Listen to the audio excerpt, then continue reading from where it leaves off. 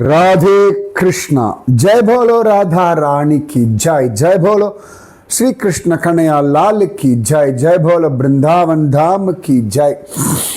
जय बोलो यमुना मैया की जय। जय बोलो गोवर्धन गिरिराज की जय। जय बोलो आज की आनंद की जय जय जय। அழகான பிரஜமண்டல பரிக்கிரமா. அன்றைக்கி இந்த குந்துமணியை பற்றி பேசின்னு இருக்கும் பொழுது கேட்டேன், யார் சொன்னா, யாருக்கு கொடுத்தார்கள்? ஸ்ரீகிருஷ்ண சைத்தன்ய மகாபிரபு தன்னுடைய சிஷ்யன் ரகுநாத தாஸ் கோஸ்வாமிக்கு கொடுத்தது. அதுதான் அந்த குந்தாமணி விஷயம். அப்புறம் ஜீவ கோஸ்வாமி ஏற்கனவே கேட்டிருக்கேன் பல தடவை, அவர் யார் என்னன்னு கேட்டபொழுது அழகாக பல பேர் எழுதி அனுப்பிச்சிருந்து. ரூப கோஸ்வாமி சனாதன கோஸ்வாமியுடைய சகோதரருடைய பிள்ளை. ரைட்டா, அடுத்து பார்க்க போகலாமா? நிறைய இருக்குது கிருஷ்ண லீலையில். பிரஜமண்டல பரிக்கிரமாவில் இந்த லீலைகள்லாம் நான் இப்போ அடுத்து அது தேடின்னு இருக்கேன். இந்த லீலைகள்லாம் புராணங்களில் எங்கெங்கே என்னென்ன ஸ்லோகங்களில் இருக்குதுன்னு தேடணும். ஏன்னா சிலதெல்லாம் கர்க்க சம்ஹிதையில் இருக்குது. அப்படி வேணால் தேடின்னு இருக்கேன், பார்ப்போம். அடுத்து பார்க்க போகிறது வராஹரா வில்லேஜ். பராஹரா, வாராஹரா, வராஹரா, வராகம். வராகமூர்த்தி இந்த உலகத்திற்கே சொந்தக்காரன். உண்மையாகவே உலகத்திற்கான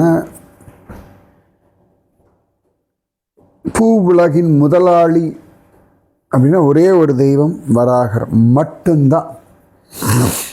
வராகர் இந்த பூமியை மீட்டு கொண்டு வரலை அப்படின்னா இன்றைக்கி நான் உட்காந்து பேசின்னு இருக்க மாட்டேன், நீங்கள் உட்காந்து கேட்டுன்னு இருக்க மாட்டேன். வராக அவதாரம் இல்லைன்னா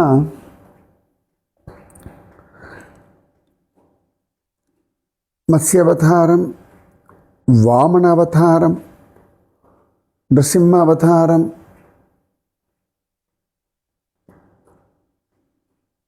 பரசுராம, ராம, பலராம, கிருஷ்ண, கல்கி எந்த அவதாரத்துக்கும் வேலை கிடையாது. இந்த அவதாரங்கள் எல்லாம் பூமியை ஆதாரமாக கொண்டவை. கூர்ம அவதாரம் தனி, அது பூமிக்கு ஆதாரம் இல்லை. பூமி ஆதாரமாக கொண்ட அவதாரமும் இல்லை. இன்றைக்கி சொல்லக்கூடிய 108 திவ்ய தேசங்களில் 106 திவ்ய தேசங்கள் பூமியை நம்பி. அறுபடை வீடு முருகனோடது பூமியில் தான். கேதார்நாத், பத்ரிநாத் எல்லாமே பூமியை நம்பி தான். துவாரகாதீசன், ரங்கநாதன், ஜெகநாதன், பண்டரிநாதன், உடுப்பி கிருஷ்ணன் எல்லாம் பூமி தான். நிறைய விஷயங்கள், சக்தி பீடங்கள், 12 ஜோதிர்லிங்கங்கள், இது எல்லாம் பூமியை ஆதாரமாக கொண்டவை.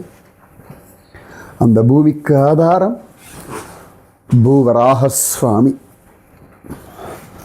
அதனால் வராகர் ரொம்ப சிரேஷ்டம், ரொம்ப அற்புதம், ரொம்ப விசேஷம். கண்ணன் ஃப்ரெண்ட்ஸுகளோட விளையாடின்னு இருக்கான். எத்தையோ பண்ணிட்டு இருப்பான், ஏதோ சொல்லி சிரிக்க வைப்பான், ஏதானும் பாட்டு பாடுவான், ஏதோ விளையாடுவான். அதாவது அவன் பராத்பரன், பரிபூர்ணன். இப்படியெல்லாம் தேவர்களுக்கும் மற்றவர்களுக்கும் தான். இந்த நண்பர்களுக்கு 10 அடியவர்க்கு எளியவன். ரொம்ப சிம்பிள். எஸ்,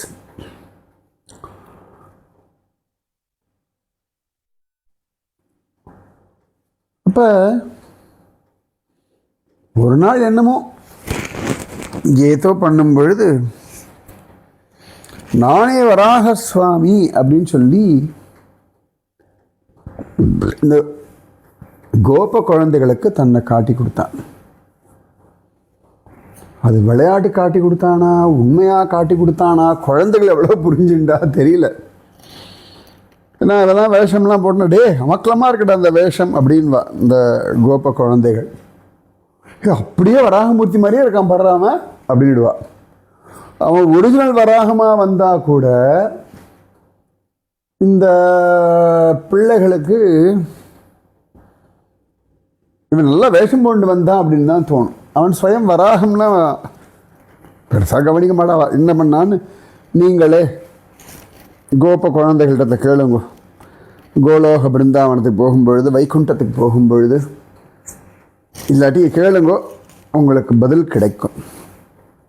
கண்ணன் வராகமூர்த்தியாக தன் நண்பர்களுக்கு காட்சி கொடுத்த இடம் வராகரா பாராஹ்ரா அப்படின்னு பேர்.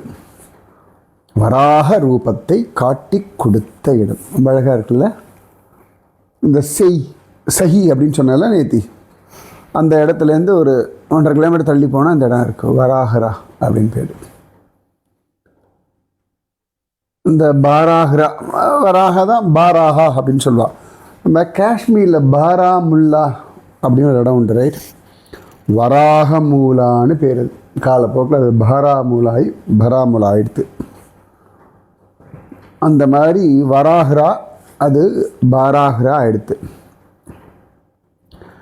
இங்கேருந்து ஒரு 300 மீட்டர் தள்ளி போனோம்னா ஒரு கிராமம் இருக்குது, ஹராசலி, ரசோலி, இதே மாதிரி பேரில் பல இடங்களில் இருக்கும்.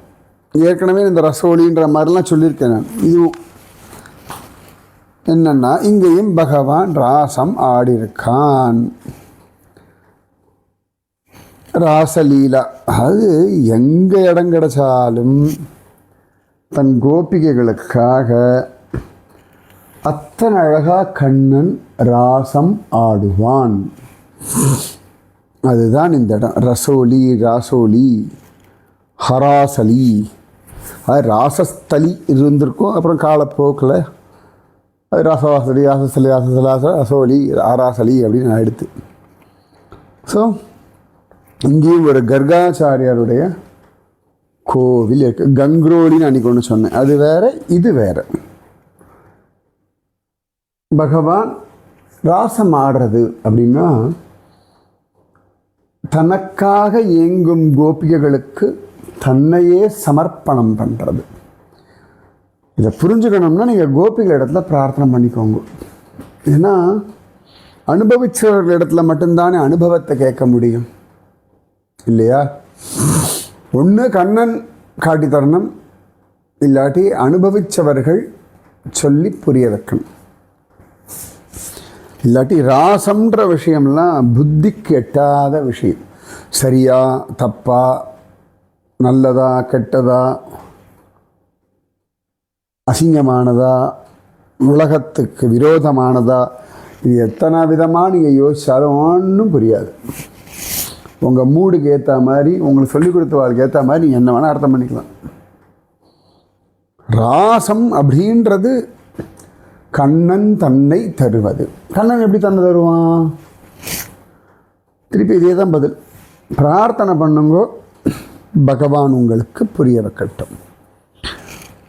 ஸோ ரசாலி, ராசோலி, வராகரா, வாராகரான்னு வச்சுக்கோங்களேன், இல்லாட்டி வாராகரா, ராசோலி இல்லாட்டி ஹராசலி. அடுத்து இங்கேருந்து ஒரு 1/2 கிலோமீட்டரில் அப்படி போகணும் வச்சுக்கோங்களேன். கொஞ்சம் அப்படி பக்கத்தில் இருக்கும்லாம், கொஞ்சம் தள்ளி போகணும் வச்சுக்கோங்க. பஜனா அப்படி பாஜனா அப்படின்னு பெயர். ஏற்கனவே ஒரு பஜனா சொல்லியிருக்கேன். பஜனா கோப குழந்தைகள், அதாவது கோபாலர்கள், கோபிகைகள்லாம் பாடி ஆடி பண்ணது பஜனா. இது இன்னொரு இடம். கண்ணன் அகாசுரத்ன வதம் பண்ண பிறகு தேவர்களெல்லாம் இந்த இடத்துக்கு பக்கத்தில் ஆகாசத்தில் இருந்துண்டு அழகா தேவலோக வாத்தியங்கள் எல்லாம் வாசித்து கிருஷ்ணனுடைய பெருமையை பாடினார்கள். அதனால் தேவ பஜனான்னு வேணால் ஞாபகம் வச்சுக்கோங்க. தேவர்கள் அகாசுரனை வதம் செய்து அகாசுரனுடைய ஜீவன் கண்ணனை அடைந்த பிறகு கண்ணனை கொண்டாடி ஆடி பாடி மயங்கி தளச்சு கண்ணனை சேவித்த நமஸ்காரம் பண்ண இடம் இந்த பஜனா. ஸோ 3வது இடம். முதல்ல வராகரா, கண்ணன் வராக ரூபமாக தன்னை காட்டி கொடுத்த இடம். ராசோலி, கண்ணன் விதவிதமான ராசலீலை கோபிகைகளோடு ஆடின இடம். பஜனா அகாசுரனை வதம் பண்ண பிறகு, அகாசுரன்றது மலைப்பாம்பு, மலைப்பாம்பு வேஷத்தில் வந்த அசுரனை வதம் பண்ணி பகவான் வெளியில் வந்தவுடனேயே தேவர்கள் பகவானை கொண்டாடி ஆடிப்பாடி மகிழ்ந்த இடம். ஆகாசத்தில் இந்த இடத்துக்கு மேலே ஆகாசத்தில் நின்று பாடினார்கள். அதனால் அந்த ஊர் பேர் தேவ பஜனை, பஜனான்னு ஆயிடுத்து. ஆச்சா.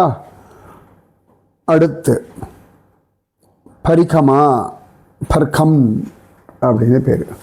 பரிக்கிரமா இல்லை, பரிகமா.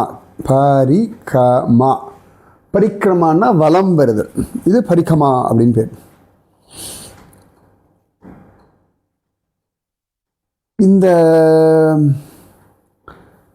கண்ணன் அகாசுரனை வதம் பண்ணது கொஞ்சம் தள்ளி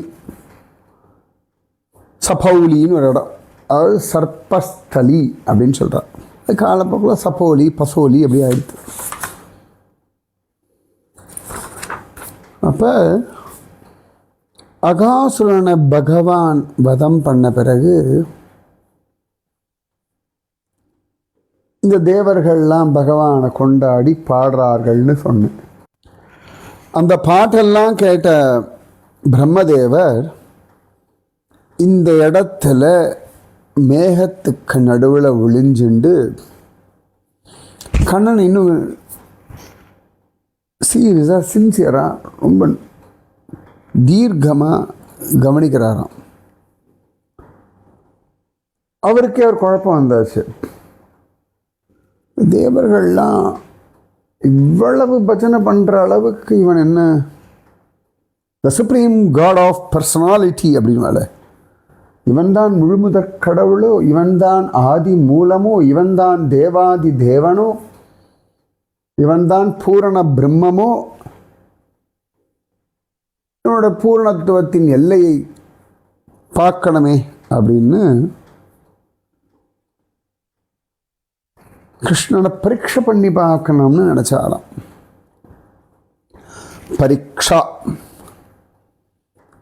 பரீட்சா பண்ணி பார்க்கறது, அதுதான் காலப்போக்கில் பரிகமா அப்படின்னு ஆயிடுத்து.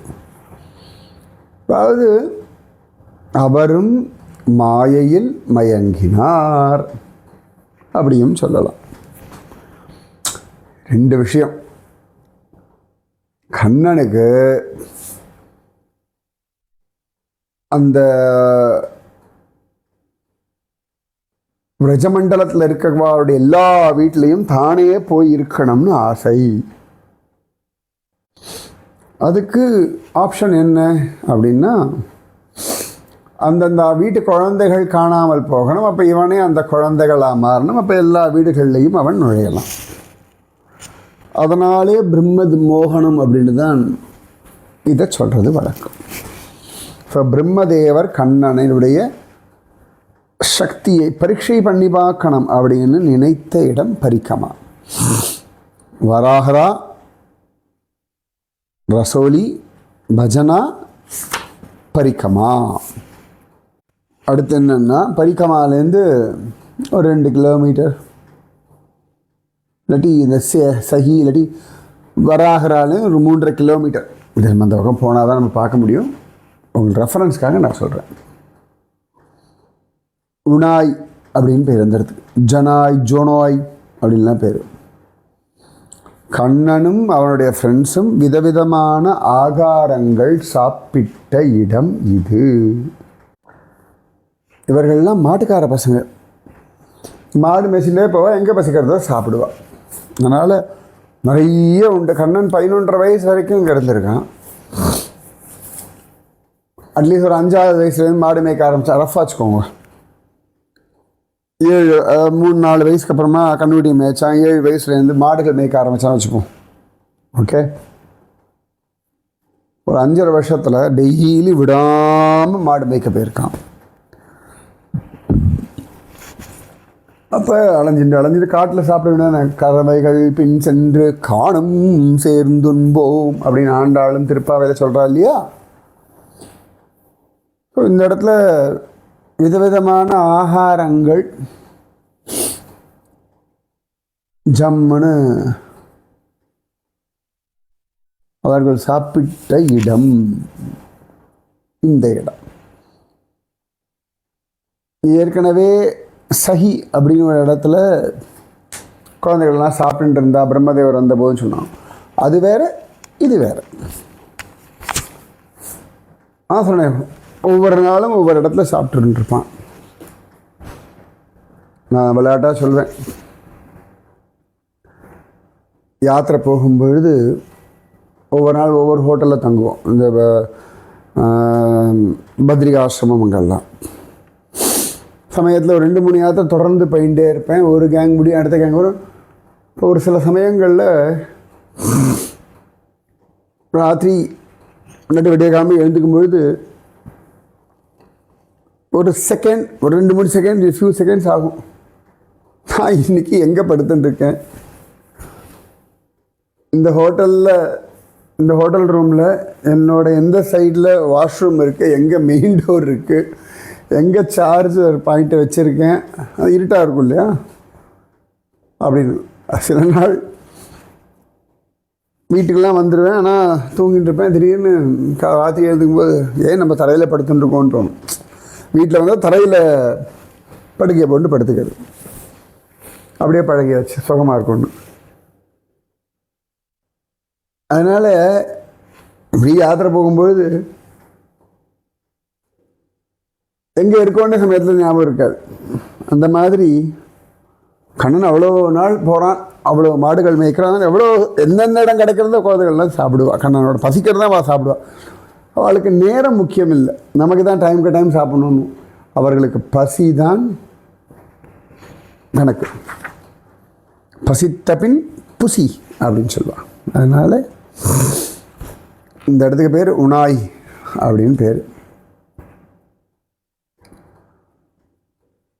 அடுத்தது இங்கிருந்து அங்கே பக்கத்தில் இருக்கு போல இருக்கு, பாலாஹரா அப்படின்னு பெயர். சில ஊர்கள்லாம் சொல்லப்பட்டிருக்கு, ஆனால் எக்ஸாக்ட் லொக்கேஷன் தெரியலன்னு சொல்கிறான். நிறைய இந்த பிரஜமண்டல பரிக்கிரமா புஸ்தகம்லாம் எழுதுகிறவாள்லாம் நிறைய ரெஃபரன்ஸ்லாம் எடுக்கிறா, பல இடங்கள் பார்க்குறா. சில இதெல்லாம் தெரியலன்றாமல் இந்த இடம் எங்கன்னு எக்ஸாக்டாக சொல்ல தெரியல அப்படின்றா. பாலஹரா அப்படின்னு பேர். பாலர்களை அபகரித்து கொண்டு சென்ற இடம் அப்படின்னா. நான் கண்ணனை ஏமாத்தினேன், பசங்களெல்லாம் திருடிண்டு போயிட்டேன் அப்படின்னு பிரம்மதேவர் சந்தோஷப்பட்ட இடம் அப்படின்னு இந்த இடத்தோட பேர் காண கிடைக்க. இந்த இடம் எங்கன்னு கரெக்டாக ட்ரேஸ் அவுட் பண்ண முடியல அப்படின்னு சொல்கிறா சில பேர். ஒவ்வொன்றும் ஒவ்வொரு அழகாக இருக்குது, ஒவ்வொன்றும் ஒவ்வொரு லீலையை ஞாபகப்படுத்துறது. எது எப்படியோ சில இடங்களுடைய பெயர்கள் உங்கள் வாயில் நுழையாமல் இருக்கும், சில ஞாபகம் வச்சுக்க முடியாது. எது எப்படி இருந்தாலும் கிருஷ்ணனை பற்றிய விதவிதமான விஷயங்கள் ஒவ்வொரு நாளும் கேட்பதற்கும் நினைப்பதற்கும் ரசிப்பதற்குமான ஒரு பாக்கியம் நமக்கு வாய்க்கிறது. சரியா? ராதே கிருஷ்ணா. மீதி விஷயம் நாளைக்கு. ராதே கிருஷ்ணா. ராதே கிருஷ்ணா கிருஷ்ணா ராதே. ராதே கிருஷ்ணா கிருஷ்ணா ராதே. ராதே கிருஷ்ணா कृष्णा राधे राधे कृष्णा कृष्णा राधे। जय बोलो राधा रानी की जय, जय बोलो श्री कृष्ण कन्हैया लाल की जय, जय बोलो वृंदावन धाम की जय, जय बोलो यमुना मैया की जय, जय बोलो गोवर्धन गिरिराज की जय, जय बोलो आज की आनंद की जय, जय बोलो आज की आशीर्वाद की जय। राधे कृष्णा।